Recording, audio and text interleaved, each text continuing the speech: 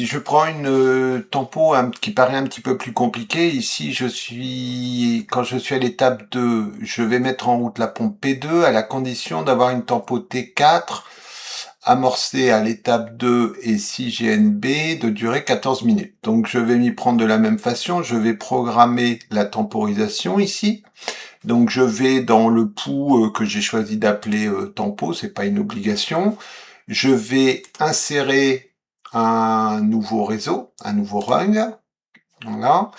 Et au niveau du réseau, je vais tout simplement indiquer que j'utilise la tempo T4. Donc T4, il a fallu la paramétrer. Ici, si je choisis la tempo T4, pardon, donc je vais alors choisir la tempo T4, j'ai double-cliqué, j'arrivais pas à l'attraper. La tempo T4 est amorcée quand on est à l'étape 2.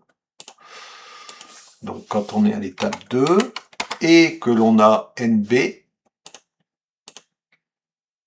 donc ça c'est le symbole NB,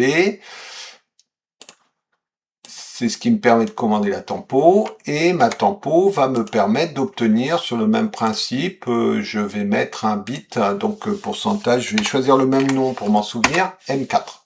Au niveau de ma programmation, la tempo est programmée, et en fait la pompe P2 fonctionne si je suis à l'étape 2 et que j'ai M4.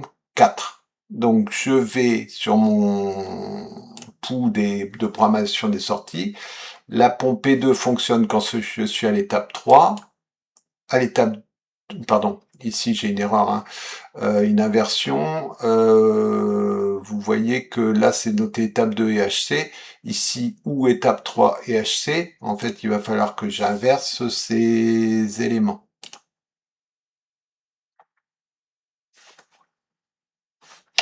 Donc je vais le faire ici, je vais mettre, donc j'active la pompe P2 quand je suis à l'étape 2, et que j'ai M4, la tempo qui provient de la tempo T4, ou quand je suis à l'étape 3 et que j'ai HC. Donc ça paraissait plus compliqué, mais c'est toujours le même principe. Je mets un bit qui va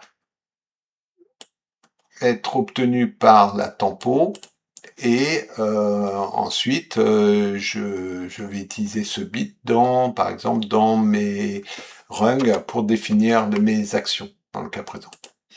Donc